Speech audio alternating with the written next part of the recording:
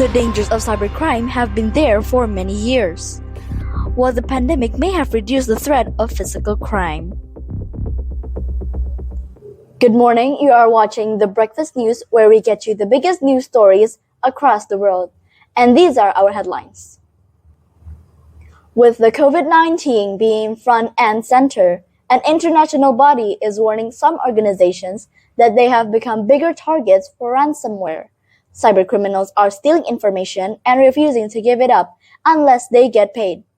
And with more people working from home, this evening we have helpful tips for companies and employees on securing data. Here's part 2 of this primetime news special report on cybersecurity. It's the new normal, working from home in front of a computer as employers enforce physical distancing to minimize the threat of COVID-19.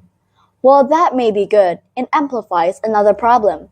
As we told you in part 1, cybercriminals are lurking, hoping users will click on malicious links so they can penetrate computer systems and steal data.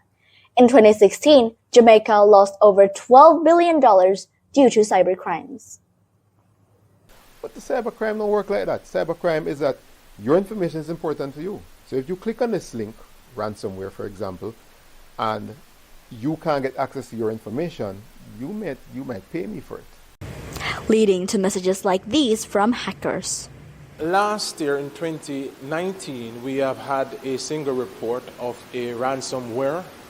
And of course, out of that report, it was brought to our attention that there are other entities that has been impacted.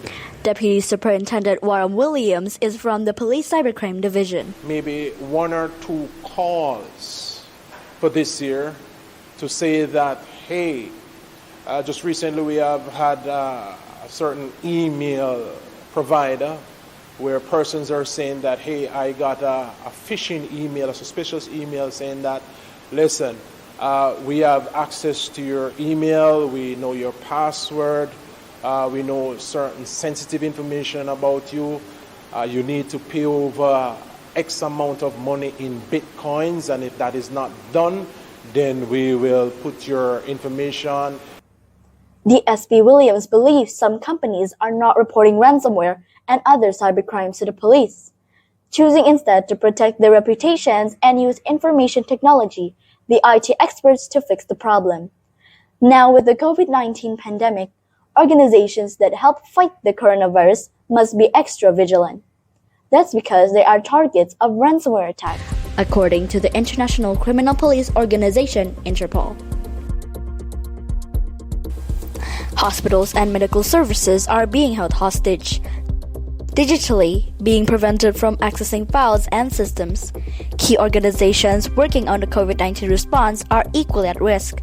Since ransomware attacks have been around for some time, businesses usually have strong IT systems in the workplace. What they try to do is, okay, let's use this thing called a VPN that I will now extend the protection of my organization to your home. VPN, Virtual Private Network, providing a safe tunnel from home to office as workers remotely access networks and company information.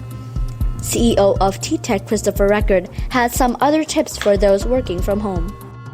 Ensure that, one, your Wi-Fi at home is your Wi-Fi and you're not connecting to the next door neighbor's Wi-Fi, right? Because sometimes some people do that. If it's the office's computer, ensure that you're the only one using it. Do not give their computer. And if you have to share your personal computer, create multiple profiles so that each user has a different workspace. Next thing, back up your information. Have an external hard drive or a jump drive or a cloud backup solution, and you do regular backups. You are 80 to 90% protected from ransomware attacks versus somebody else that has no backups. Software to guard against viruses and ransomware, for example, should also be installed. Companies can ask an IT security partner to search for their credentials on the dark web, a section of the internet that is not readily available to the public. Search results would show if any information was stolen. And since so many of us are on the internet, especially social media, be sure to upgrade privacy settings on your accounts. Thank you for staying with us. This is Jocelyn Nathaniel. Have a lovely day.